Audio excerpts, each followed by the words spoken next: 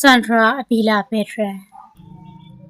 ကွန်ရောက်တဲ့ပစိဖိတ်လိုတင်စားခေါ်ပေါ်ကြပြီးမက္ကဆီကိုမူးယစ်သမိုင်းမှာအရေးပါတဲ့ချိတ်ဆက်သူမှောင်ခိုလမ်းကြောင်းတွေကိုစီမံခန့်ခွဲနိုင်တဲ့အမျိုးသမီးတယောက်မီဒီယာတွေမှာလည်းအလွန်ကြော်ကြားပြီးဆွဲဆောင်မှုရှိသောဂိုင်းစတာတယောက်ဖြစ်သူမကိုမြင်ကြတယ်။စန်တရာဟာမက္ကဆီကိုမူးယစ်လောကတွင်အထင်ရှားဆုံးအမျိုးသမီးတူဖြစ်ပြီးပစိဖိတ်ဘီယင်မဟုလူသိများကြပါတယ်။သူမကို1960ခုနှစ်တွင်မက္ကဆီကိုနိုင်ငံ၌မွေးဖွားခဲ့ပါတယ်။စန်တရာသည်မက္ကဆီကိုမူးယစ်လောက၏ဖခင်ကြီးကိုတင်စားရသောဂယ်လာတိုနှင့်ဆွေမျိုးတော်ဆက်သူပါစန်တရာရဲ့မျိုးဆက်တစ်ခုလုံးဒီပါဟာမူးယစ်ဆေးဝါးလုပ်ငန်းနဲ့ဆက်နွယ်နေသည့်မိသားစုမှဆင်းသက်လာတာပ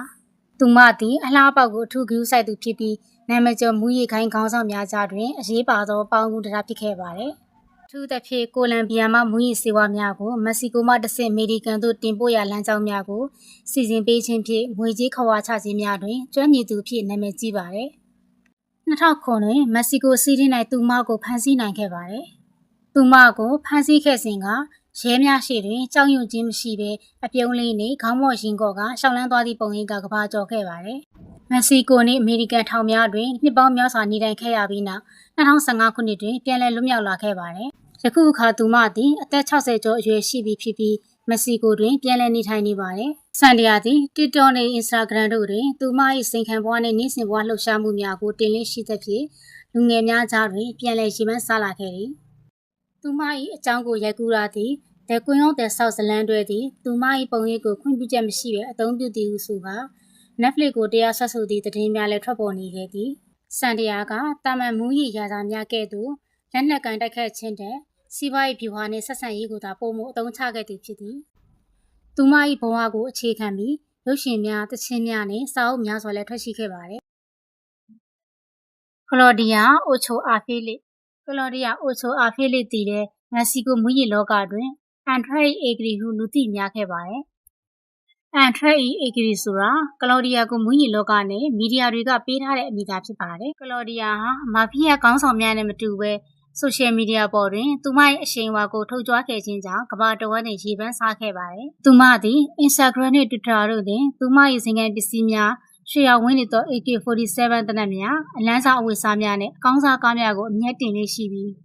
သူမရဲ့ရုပ်ရည်မှာကဘာကျော်တူဖြစ်သည့်ကင်ကာရှန်နှင့်ဆင်တူသဖြင့်လူအများစုကသူမကိုမူးယစ်လောက၏ကင်ကာရှန်ဟုလည်းခေါ်ဝေါ်ခဲ့ကြပါသေးတယ်။ကလော်ဒီယာသည်မက္ကဆီကို၏အင်အားကြီးစီလိုနာအာကာတဲ့လက်အောက်ရှိလော့အန်ထရက်ဟုခေါ်သောကြေးစားလူသက်သမားခေါင်းဆောင်နှင့်ညီးဆက်သောဆက်ဆံရေးရှိခဲ့ပါတယ်။စီလိုနာမူးယစ်ခိုင်းဆိုတာကမ္ဘာပေါ်မှာအင်အားအကြီးဆုံးအကြမ်းဖက်ဆုံးနှင့်ဩဇာအရှိဆုံးမူးယစ်မှောင်ခိုဖွဲ့စည်းတစ်ခုဖြစ်ပါတယ်။မက္ကဆီကိုနိုင်ငံစီလိုနာပြည်နယ်ကိုအခြေစိုက်ပြီးဆယ်စုနှစ်ပေါင်းများစွာကမ္ဘာမူးယစ်လောကကိုစိုးမိုးထားတာပါ။ထိုဂိုင်းကောင်းဆောင်ဖမ်းဆီးခံရပြီးနောက်သူမသည်ထိုလူသက်သမားဂိုင်း၏ခေါင်းဆောင်ဖြစ်လာသည်ဟုသတင်းများထွက်ပေါ်ခဲ့သည်။ဒါပေမဲ့သူမကိုယ်တိုင်ကမူထိုဆွဆွဲချက်များကိုအမြဲတမ်းညှင်းဆိုခဲ့သည်။2019ခုနှစ်စက်တင်ဘာလတွင်မက္ကဆီကိုနိုင်ငံကူလီကာကန်မြို့ရှိနေအိမ်တစ်ခုတွင်သူမကိုတေဆုံလျက်တွေ့ရှိခဲ့ရပါတယ်။သူမတေဆုံမှုနှင့်ပတ်သက်ပြီးဂိုင်းအချင်းချင်းလှုပ်ကြံမှုဒါမှမဟုတ်မူးယစ်ဆေးအလွန်ကြုံသုံးဆွဲမှုဟု၍အငင်းပွားစရာများဖြစ်ခဲ့တော်လေအာနာပိုင်များကမူတက်ရှူလမ်းကြောင်းပိတ်ဆို့ကမတော်တဆတေဆုံခြင်းဟု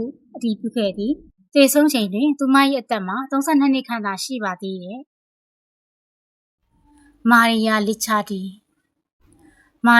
ာဒီသည်အီတလီနိုင်ငံ၏မာဖီးယားလောကတွင်အရှိန်အဝါအကြီးဆုံးအမျိုးသမီးခေါင်းဆောင်တစ်ဦးဖြစ်သည်သူမကိုအသေးလေးဟုခေါ်ဝေါ်ကြတော့လေသူမ၏လုံရနှင့်ဩဇာမှာအလွန်ကြောက်စရာကောင်းလာပါသည်သူမသည်အီတလီနိုင်ငံနာပိုလီမြို့အခြေဆိုင်ကာမိုယာအမည်ရှိရာဇဝတ်ဂိုင်းကြီး၏ထိပ်တန်းမိသားစုမှမွေးဖွားလာသူပါ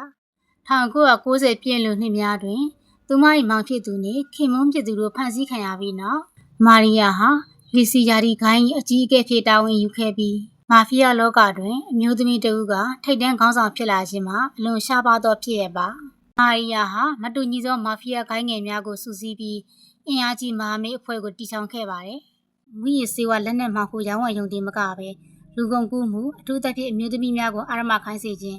ကာမိုယာဂိုင်းတဲ့သို့စတင်ခေါ်ခဲ့သူအဖြစ်လူသိများပါတယ်။2000ပြည့်နှစ်ဝန်းကျင်တွင်မာရီယာ၏မဟာမိတ်အဖွဲ့တွင်အကွဲအပြဲများဖြစ်ပေါ်ခဲ့ပြီးနာပိုလီလမ်းများပေါ်တွင်ဂိုင်းအချင်းချင်းပစ်ခတ်တိုက်ခိုက်မှုများကြောင့်လူပေါင်းများစွာသေဆုံးခဲ့ပြီးထိုဖြစ်ရများကြောင့်သူမကိုအီတလီရဲတပ်ဖွဲ့၏အလိုရှိဆုံးစည်ရင်းတွင်ထိပ်တန်းကနေပါဝင်လာခဲ့သည်2001တွင်ပထမအကြိမ်ဖမ်းဆီးခံရပြီးထောင်ဒဏ်10နှစ်ကြာခံခဲ့ရသည် 2021တွင်လည်းရောမမြို့လေဆိပ်၌စပိန်သို့ထွက်ခွာစဉ်အီတလီရဲတပ်ဖွဲ့ကထပ်မံဖမ်းဆီးခဲ့သည်ယခုအချိန်မှာတော့မာရီယာသည်အသက်80ကျော်အရွယ်ရှိပြီဖြစ်ပြီးအကျဉ်းထောင်အတွင်းတွင်ရှိနေဆဲပါ